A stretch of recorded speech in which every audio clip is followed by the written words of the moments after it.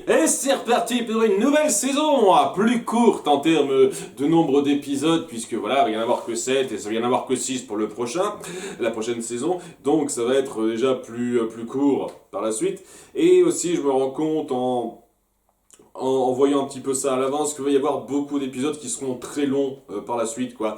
Il va y avoir une moyenne de durée d'épisodes qui sera supérieure de façon assez notable par rapport aux épisodes précédents, des saisons précédentes, donc... Voilà, je garde ça en tête, ça risque de donner des vidéos plus longues que d'habitude. J'espère que j'arriverai à maintenir le rythme, sinon bah tant pis, vous aurez un tout petit peu moins de vidéos régulières, hein, je m'excuse. En tous les cas, ouais, c'est lancé cette saison, il y a pas mal de choses qui se passent. Notamment par rapport aux marcheurs blancs qui arrivent enfin, l'hiver est arrivé, tout ça, et voilà quoi. On montre ces marcheurs blancs qui arrivent avec leur armée, et je me dis ouais, comment ils vont passer alors que le mur les repousse, semble-t-il. Mais voilà, on va essayer de mettre en place une espèce de d'échappatoire, un truc qui leur permettra de contourner le coin, et on va faire pas mal de choses autour de ça, hein. D'ailleurs, pour essayer de raconter ça dans un certain ordre, c'est toujours chiant à essayer de raconter parce qu'il y a énormément de trucs qui sont toujours disjoints. Ah ouais, on a beau dire ce qu'on veut, on aura beau me dire ah mais tu sais que ça se regroupe au bout d'un moment, bah quand même il y a beaucoup de trucs qui se font en parallèle de beaucoup d'autres trucs, et donc c'est pas toujours, c'est toujours aussi chiant en résumé parce qu'il faut toujours que je choisisse l'ordre dans lequel je dois faire les choses. Donc on va commencer par Sam, voilà, puisqu'il y a un assez gros morceau autour de lui qui commence son... sa formation, entre guillemets, de maître, où le gros du temps, ce qu'il fait, c'est s'occuper du coin. C'est-à-dire, je range la bibliothèque, et surtout, je m'occupe des vieux maîtres, de leur servir à bouffer, et de vider leur pot de chambre.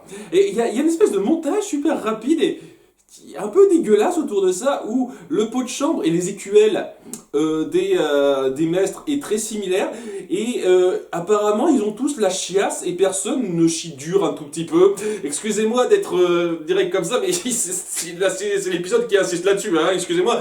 Et donc ouais, on essaie vraiment de faire cette espèce de parallèle comme quoi, je sers de la nourriture, je vide leur pot de chambre, c'est comme s'il se passait rien, quoi, c'est presque la même chose visuellement.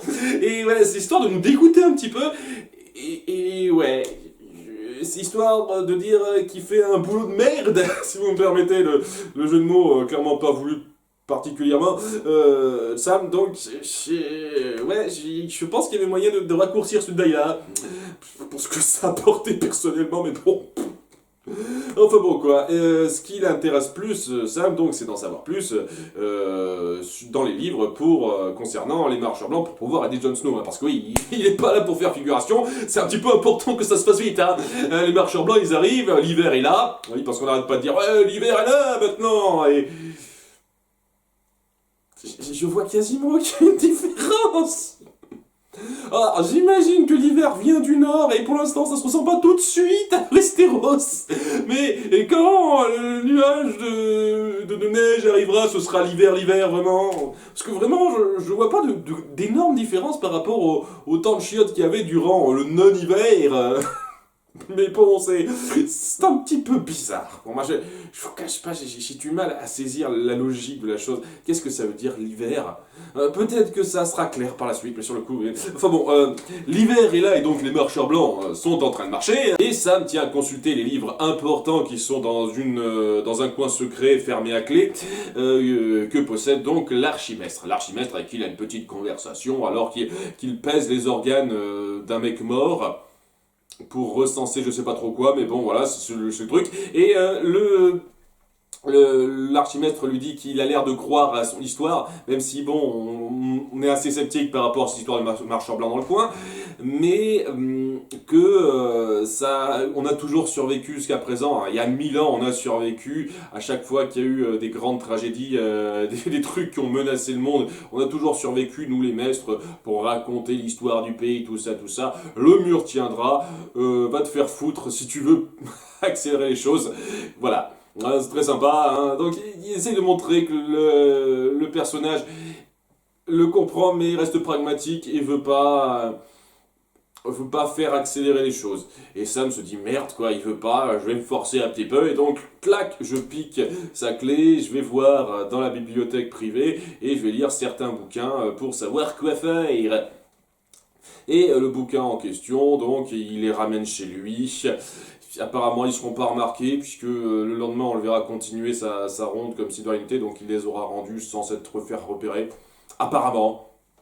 Peut-être que ça se remarquera dans l'épisode suivant, je sais pas trop. Et voilà, lorsqu'il les ramène chez lui pour les consulter, alors que Ver s'occupe de son petit garçon, hein, donc très compréhensive, et oui, elle pouvait très bien vivre dans le coin, pas loin d'ici.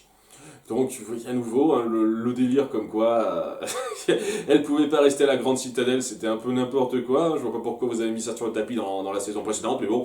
Et, donc, il y est un petit peu, il apprend deux, trois petites choses, surtout par rapport au peuple targaryen qui avait utilisé du ver dragon, de l'obsidienne, et il finit par comprendre, par découvrir dans un des bouquins, que la montagne de Père Dragon, hein, du camp Père Dragon, si je me souviens bien, si je me trompe pas, peut-être que j'ai mal interprété, mais il me semble bien que c'est l'endroit où était Stannis à ses débuts dans les premières saisons, avant de se déplacer et d'aller donc combattre au nord, tout ça.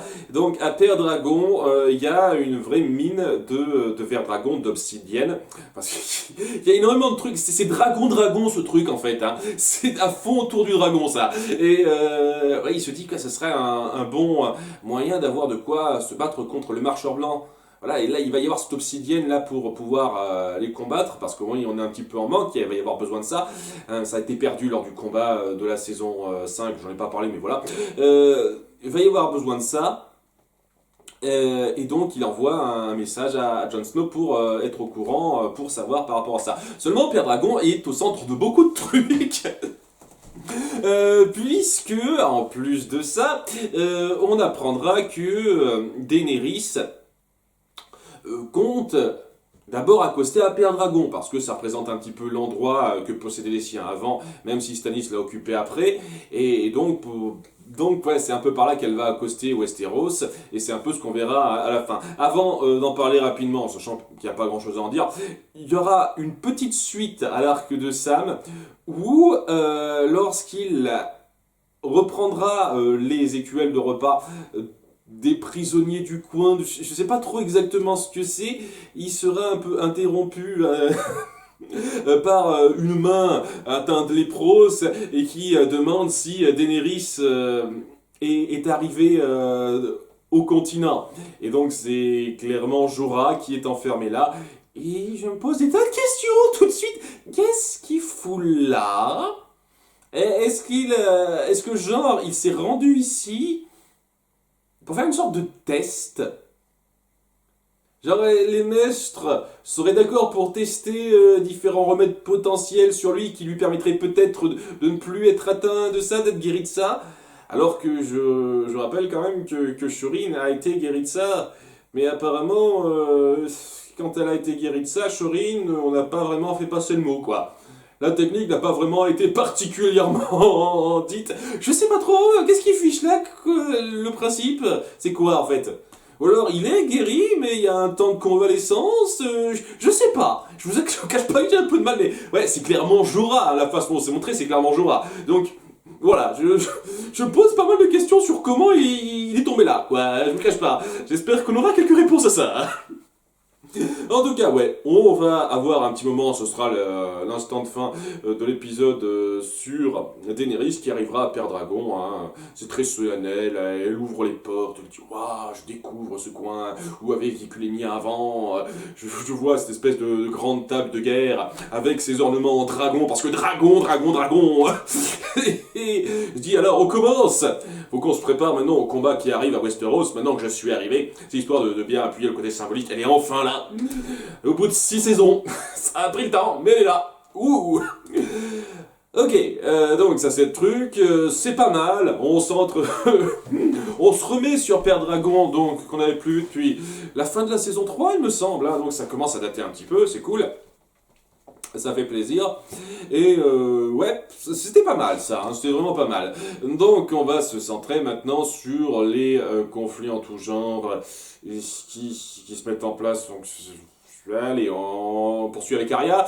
Arya qui donc commence l'épisode. Alors l'épisode, je vous cache pas, m'a surpris pendant 3-4 secondes au début. Je me dis, on commence sur Walter Frey. Ben, il n'y a pas de crevé dans l'épisode précédent, et c'est normal, oui, c'est pas un vrai Walter Frey, j'ai compris ça assez vite, mais voilà, quoi. En gros, c'est Arya déguisée en Walter Frey, et cette méthode des sans-visages est extraordinaire. Non seulement ils peuvent mettre le visage d'un mort et donc parler comme si c'était normal, comme si c'était une personne normale et pas juste un visage de cadavre collé sur la face. Parce que je vous cache pas que ça marche pas comme ça en vrai. Non seulement il y a ça, mais en plus ils peuvent prendre leur voix sans problème, et genre sans problème, nickel, exactement la même voix. C'est un truc auquel elle a été entraînée, rien qu'on n'a pas vu, genre je peux modeler ma voix pour avoir n'importe quel timbre. Et en plus de ça, elle arrive à voir la physionomie du gars. Parce que sérieusement, hein, Walter Frey, hein, c'est bien l'acteur qui joue Walter Frey, hein, c'est pas Arya avec son visage, quoi. Donc il y a tout le corps qui est exactement pareil. Donc avec les rides et tout, parce que Walter Frey est quand même un petit peu âgé, quoi. Par contre, quand elle enlèvera son masque plus tard, les rides disparaîtront. C'est super magique ces masques, hein. Ça n'a absolument rien de logique. Hein. C'est juste, ah, je refile un masque, je deviens la personne. C'est pas la logique Fantomas, c'est la logique Majora's Mask, ça. En fait, j'avais dit Fantomas, c'est Majora's Mask. Ok, très bien. Voilà. Donc c'était pas un problème de logique la première fois que j'avais décelé ça lorsqu'il avait mis le visage d'un noir et qu'il passait de main noire à main blanche en l'espace de 10 secondes. Hein. Non. C'est un truc magique avec leur visage, quoi. Ils mettent des visages, ils ont la technique pour redevenir totalement la personne de corps et de voix, tout ça. Extraordinaire, hein. Extraordinaire. Donc, ouais, elle a convié tous les derniers représentants de la famille Frey, pour les convier à une espèce de petit festin avec un vin renommé, tout ça, et bien entendu, c'est empoisonné. Elle a eu l'occasion donc d'empoisonner ce vin spécifique, et voilà, ils meurent tous. C'est la fin de sa vengeance sur le clan Frey, et c'est là qu'on la voit, quelques instants plus tard dans l'épisode, être en chemin pour Port-Réal. Donc elle ne compte pas retrouver les siens au nord, elle compte se venger jusqu'au bout et donc tuer Cersei. Et en chemin, il y a une scène que j'ai beaucoup appréciée, où elle s'arrête pour manger et discuter un petit peu avec des soldats de passage qui sont posés dans le coin. Et pour une fois, on ne dépeint pas les soldats comme des gros profiteurs qui veulent exploiter n'importe qui passe, parce que on a le pouvoir, on représente l'autorité, tout ça. On montre ces gens-là comme des jeunes hommes camarades et accueillants, et qui, en voyant quelqu'un qui passe, leur offre un petit peu le gîte. Enfin le couvert surtout, hein, pas tant le gîte, le couvert, ils leur offrent un petit peu le couvert, parce que voilà, ça leur fait plaisir d'avoir un peu de compagnie, de discuter un petit peu. Et j'avais peur à un moment donné que ça parte. Et c'est pas impossible que ça arrive sur un truc beaucoup plus grave que ça, genre en fin de compte, ils veulent la tromper pour la violer ou une connerie comme ça, ou j'en sais rien, après avoir forgé des liens avec eux, on se rend compte que en fin de compte ils étaient trop faibles, ils se sont fait bêtement bouffer comme des cons ou un truc comme ça. Ce genre de conneries qui risquent peut-être d'arriver par la suite, et c'est tout ce que j'espère pas. J'espère vraiment que c'était juste une scène comme ça, pour appuyer qu'il existe encore des gens normaux et poser ces gens-là, quoi. Des gens normaux qui peuvent être un petit peu gentils et qui sont pas juste des connards parce que la situation nous a tous transformés en connards, tout ça. C'était très sympathique, ça. C'est un moment de rien du tout, hein, vraiment. Quand on y pense, ça fait pas progresser grand-chose. On aurait pu le sauter, mais ça fait plaisir de voir que, en tout cas pour l'instant, l'impression que ça donne, j'espère vraiment pas qu'il y aura une suite néfaste par rapport à ça.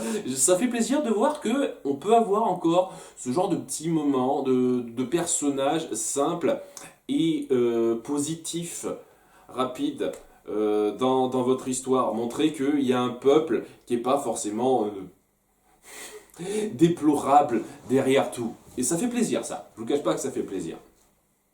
Donc là, cette petite scène était très bonne, donc ouais, elle a l'air bien partie pour aller affronter la reine Arya. Et ouais, je sais pas pourquoi, je sens que ça va pas être simple. J'en sais rien, j'ai le sentiment qu'ils veulent faire durer Cersei jusqu'au bout. Hein. Cersei, Jaime, ça fait partie des grands noms qui semblent être partis pour durer jusqu'au bout. Si ça se trouve, je dis ça, mais dans quelques épisodes, elle va crever, Cersei. Viens pour me contredire, allez, on sait-on jamais. En tout cas, puisqu'on parle de Cersei, donc elle est en pleine préparation des plans pour contrer un petit peu tout ce qu'il y a contre eux. C'est-à-dire que maintenant ils dirigent un petit peu Port-Réal, mais il n'y a plus trop cette couronne à diriger de leur part, quoi. Ils en dirigent limite 3, et le reste, ben, c'est tout le monde qui est un peu contre eux. Sachant que oui, elle voit tout le monde comme un ennemi, même si techniquement il y en a qui ne la considèrent pas comme une priorité principale. Mais bon, voilà quoi. Au nord, il y a Jon Snow. Au sud-ouest, il y a Olenna. Au sud-est, il y a Ellaria. À l'est, qui va arriver par Père Dragon, donc comme ils l'ont un peu prévu via la carte, va y avoir Daenerys qui arrive, que des ennemis qui viennent. Et pour se prévenir un peu contre ça, il faut qu'on forme un petit peu une alliance. Moi, il n'y a plus grand chose à part les Greyjoy. Eh oui, le clan Greyjoy mené par Euron. Elle les a fait convier, Cersei, et il n'est au courant que maintenant, Jaime. Parce qu'elle n'a pas jugé important de lui en faire part tout de suite. Cersei, très, très sympa. Il y a une espèce de petite distance qui se met entre eux, j'ai l'impression. Jaime qui a de plus en plus de mal à être du côté de sa sœur après tout ce qu'elle a fait. Genre elle essaye d'être totalement distante de la mort de son fils. Maintenant, j'imagine que c'est plus pour se créer un espèce de petit rempart personnel. Voilà, il y a ça qui se met en place. Et... Alors, en tout cas, ouais, Euron est reçu par Cersei et Jaime. Il fait pas une très bonne impression, bah, surtout parce qu'ils ont un passé ensemble qui est montré de façon très exposition forcée un peu, je trouve. Je me souviens très bien de vous, vous avez fait ça lorsqu'on combattait. Ah, moi je me souviens de vous, vous avez fait ça lorsqu'on combattait. Incroyable. Exposition, c'est une des rares fois où l'exposition fait un petit peu trop direct, un peu trop balancé comme ça. Hein. J'ai le sentiment que ça aurait pu être moins forcé. Voilà, juste tout détail, c'est pas grave, mais voilà. En gros, Cersei tout de suite, elle peut pas avoir totalement confiance en lui parce que, bon, il a un peu trahi avant, quoi. Il a tué son frère et tout, donc... Voilà, et d'ailleurs, Euron est très désinvolte par rapport à ça. Ah ouais, ça m'a fait un bien fou de tuer mon frère, vous devriez essayer. Très marrant. Ça qui est mis en place, et il y a Euron qui se dit, ouais, moi je veux une reine avec moi. Cersei qui se dit, c'est sympa, mais non, je veux pas tout de suite. Et Euron dit, ouais, je comprends que je peux pas espérer avoir ça de vous, donc je vais essayer de prouver ma valeur à vous en vous offrant un cadeau, et je promets de ne revenir que quand j'aurai ce cadeau pour vous précisément. Donc j'en sais rien, j'imagine qu'il va essayer de capturer Tyrion, un truc comme ça, pour essayer de prouver sa valeur à elle. Bon, et juste un truc par rapport à ça, parce que elle est toujours en mode c'est Sansa et Tyrion qui ont tué mon fils, juste un truc, j'espère qu'à un moment donné, elle apprendra la vérité par rapport à ça, que c'est Baelish qui a fomenté ça avec Olenna pour tuer Joffrey, quoi. Je sais que ça changerait pas grand chose, mais j'espère vraiment je sais pas, avant de mourir ou un truc comme ça, elle saura qui a vraiment tué son fils Geoffrey et qui sera responsable du début de sa déchéance ou un truc comme ça. Voilà, ce serait intéressant, ce serait cool de faire ça. En tout cas, ouais, quoi, au début, c'est un début de quelque chose, quoi. Elle peut pas lui faire confiance tout de suite, Cersei, mais ça met en place un début de relation qui risque très certainement de se concrétiser à un moment ou à un autre, parce que je vois très mal Cersei se débrouiller toute seule maintenant, hein, dans sa situation. Il n'y a plus qu'elle et Jaime qui représentent la famille Lannister. Et je vois très mal les choses bien se passer s'il reste seul. Hein, je sais que la montagne est une espèce de putain de machine ultra cheatée, mais je pense pas qu'à lui seul il arrivera à tout défaire comme ça.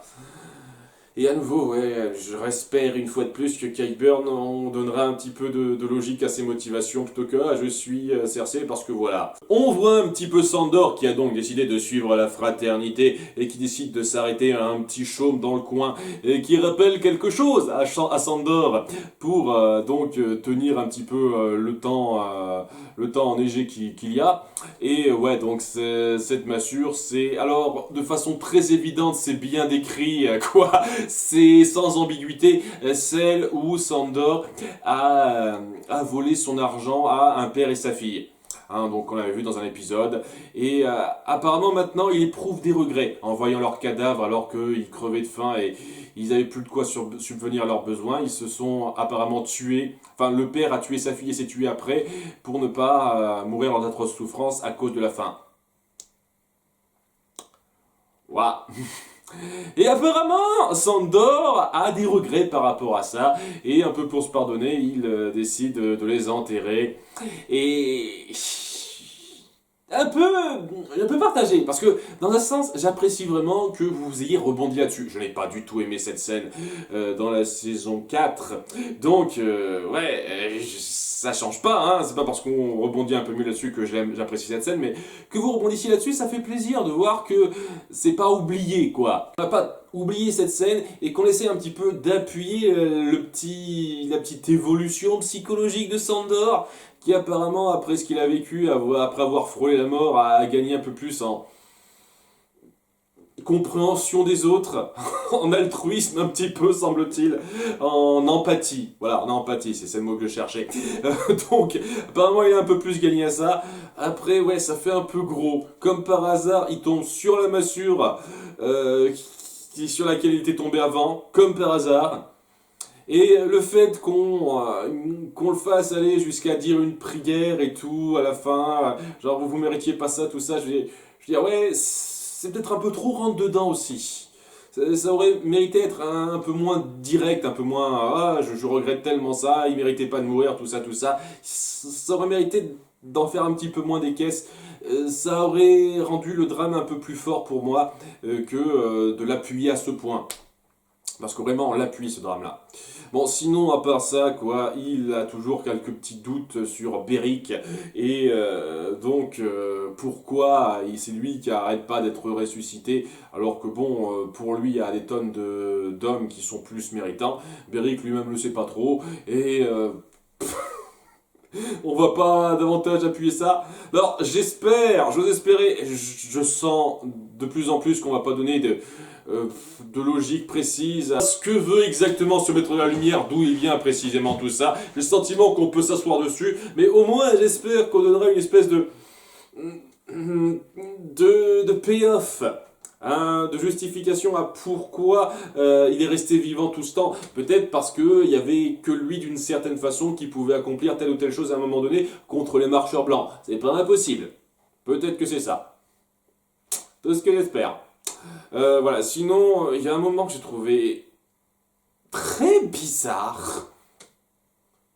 Où il y a l'autre mec, je me souviens plus de son nom là, qui lui dit de regarder dans le feu pour voir le pouvoir du maître de la lumière. Et lorsque Sandor regarde un petit peu dans le feu de la cheminée, il finit par avoir une vision parce que le maître de la lumière est avec eux, une connerie comme ça, des marcheurs blancs qui donc ne peuvent pas passer le mur, hein, donc. Voilà, hein, protégés par magie, tout ça, mais qui s'apprête à le contourner en passant par une espèce de montagne à côté. Enfin, une montagne, je sais pas, une île ou c'est un truc comme ça. Enfin voilà quoi, il y a une espèce de montagne à côté qu'ils peuvent traverser pour contourner le mur. Il y a 1000 ans, ils l'ont pas remarqué apparemment, quand ils ont voulu passer, semble-t-il, hein. Et donc là, oui, ils ont l'air partis pour faire ça, pour contourner ce mur.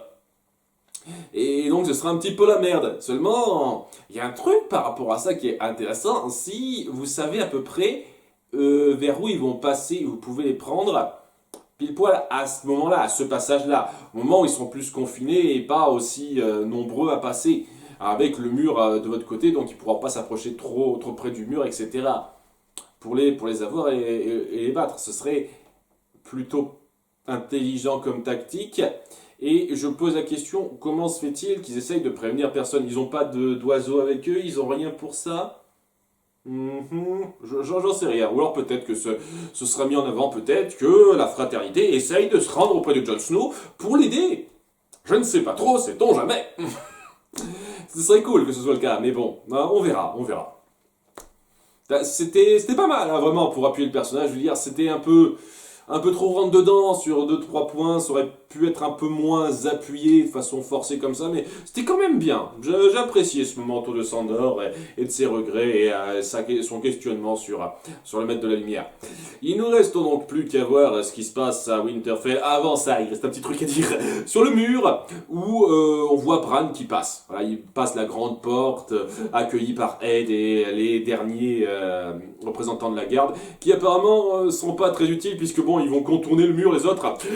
Donc voilà, et ouais, Bran passe en disant qu'il est donc le frère de Ned, le fils de Ned et le frère de Jon. Ils finissent par le croire en disant ce qu'il a vu là-bas de l'autre côté, tout ça, tout ça. Et donc j'imagine qu'il sera amené à Jon ou un truc comme ça. Maintenant qu'il est la corneille, il peut avoir ses visions de n'importe où pour aider Jon. Peut-être. Ou peut-être qu'il fera autre chose. Je ne sais pas, nous verrons. Voilà, c'est pas mal de choses qui se mettent en place pour l'instant. Et voilà, c'est la bonne mise en place, hein, vraiment. Et sinon, il y a un dernier point, et je pense que c'est la partie qui m'a le plus ennuyé dans cet épisode. Autour de Winterfell. Où donc il y a les préparatifs. Et maintenant, il faut savoir qu'est-ce qu'on fait, hein, comment on s'organise pour gérer ce conflit qui vient. En ne réfléchissant pas trop, pour l'instant en tout cas, au conflit avec Cersei. Ils se disent, ok, Cersei est occupée avec d'autres trucs, on fait pas ça tout de suite. Et le premier truc à faire de la part de Jon, en tout cas, Jon dit, il va falloir qu'on entraîne les gens à pouvoir manier des armes. Et c'est n'importe qui de 10 à 60 ans, quoi. Hein. Genre, même si vous êtes très jeune, il va falloir que vous appreniez à vous défendre parce qu'on est sûr de rien, quoi. Faut vraiment savoir apprendre à se défendre. Et même les femmes, hein. Pas seulement les hommes, les femmes aussi. Donc il y a un moment assez fort, une fois de plus, avec la dirigeante des Mormontes qui dit, ouais, je vais me battre moi aussi. Elle est vraiment, elle est mignonne et assez forte. J'aime beaucoup ce personnage, je le redis. Et voilà quoi, ils sont plus ou moins d'accord au bout d'un moment. Après ça, il décide un petit peu de comment doit se gérer les différentes garnisons. Parce que là, il y a différentes garnisons dans le coin. Et donc, certaines seront prises par Tormund et son groupe de sauvageons. Maintenant, c'est nous, la garde, ils disent. Et certains châteaux seront gardés par les Humble et les Karstark, d'après ce que veut Jon Snow. Parce que pour lui, oui, les péchés du père ne doivent pas retomber sur leurs enfants. Et si leurs enfants, donc les jeunes représentants des Humble et des Karstark, puisque bon, les autres, ils ont été tués en plein combat, et ben ces nouveaux représentants revouent allégeance à la maison Stark, et grâce à ça, ils peuvent garder leur château, leur domaine pour les défendre. Voilà, et ça amène une petite dispute, une discorde d'idées entre lui et Sansa qui, elle, dit « Ah, il faudrait pas leur laisser, il faudrait offrir ces châteaux à ceux qui nous ont vaillamment servi lors du combat. » Hein, donc genre aux Mormontes, etc. Mais Jon Snow dit non, quoi, je veux pas me faire davantage ennemi, tout ça. Et voilà, il y a de la dispute dans l'air, Sansa est pas d'accord, Jon Snow finit par rester ferme et tout. Et voilà, ça va amener une nouvelle dynamique entre eux, j'ai le sentiment, puisque c'était un tout petit peu le cas avant, dans la saison précédente, où vraiment l'une sera pas d'accord avec l'autre sur les décisions, et au bout du compte, ils se diront « Ah, on n'est pas d'accord, très bien, on suit quand même le coup ». En dépit du fait qu'il me semblait quand même, dans l'épisode de fin de la saison 6, que Jon Snow avait quand même un petit peu compris que Sansa était importante, savait prendre de bonnes décisions. Il avait compris un tout petit peu qu'il avait pris des décisions de merde et que c'est en grande partie grâce à elle, même si moyennement quand même, mais en grande partie grâce à elle, qu'ils ont gagné le combat, hein, parce qu'elle a fait appel à Baelish. Et donc, ouais, ça me fait un peu bizarre de le voir rejeter une fois de plus ce que Sansa lui propose quasi automatiquement. Bon, hein, c'est parce qu'il n'a pas les mêmes idées qu'elle, quoi. Bien entendu, s'ils étaient d'accord, voilà, mais vraiment, on met en place des situations où ils ont toujours des points de vue qui diffèrent pour toujours les mettre en conflit, parce qu'il y a ça, mais après, il y a Jon Snow qui vient lui dire « Ah, il faut pas que tu rabaisses mon autorité en public », et Sansa dit « Oh, mais est-ce que c'est si grave de m'écouter ?»« Mais non, mais si, mais ça », et puis après, ils discutent de l'importance de de telle ou telle chose par rapport à d'autres, par rapport au fait déjà qu'il faut faire gaffe à Cersei qui est au sud, et pas tout de suite aux marcheurs blancs qui sont au nord, alors que Jon Snow se dit ouais, tu sais, t'as pas rencontré les marcheurs blancs, moi je les ai rencontrés, c'est plus important de s'intéresser à eux. Et honnêtement, je me mets à la place de Jon Snow, je vois mal, très mal personnellement, Cersei dans sa position, pour l'instant, vouloir s'attaquer à Jon Snow. Étant donné que l'hiver est là, d'après ce qu'ils disent, parce qu'à nouveau je le sens pas particulièrement, mais l'hiver est là, vraiment, apparemment, et ben ouais, les marcheurs blancs sont là, c'est la première priorité quand même. Je sais pas trop. Alors j'en sais rien, est-ce que... Comment ils vont faire ça en fait? Maintenant je me pose un peu la question, est-ce que on va mettre les marcheurs blancs comme une espèce de conflit réglé pour cette saison 7 et faire que la saison 8 se finissent par se centrer sur le combat pour le trône de fer pour de bon, ou est-ce que les marcheurs blancs seront la menace finale? Maintenant, je sais pas trop en fait. Hein.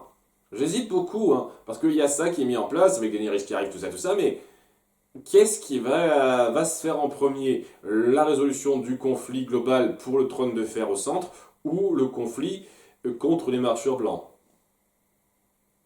Honnêtement, pour moi, ce qui serait le plus satisfaisant, je ne le cache pas, ce serait que le conflit contre les marcheurs blancs soit le conflit final. Parce que, voilà, quoi, il faudrait se rendre compte que, après tous les combats qu'il y a eu, tout le monde, à la fin, se regroupe vraiment pour une cause, une même cause.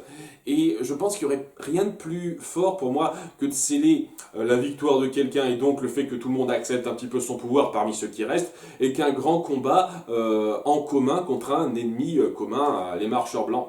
Je pense que ce serait le plus logique, enfin le plus satisfaisant à voir. Mais bon, là, ça met un peu le doute sur ce qui va se passer en premier et en dernier. Et on verra bien. Sinon, ouais, il y a une autre petite scène rapide entre Baelish et Sansa, et Sansa qui le rejette un petit peu plus, en disant ouais, je m'ouvre pas encore à vous, même si je sens que vous avez besoin de passer pour moi, tout ça. Est-ce que ça ira quelque part? Je sais pas trop.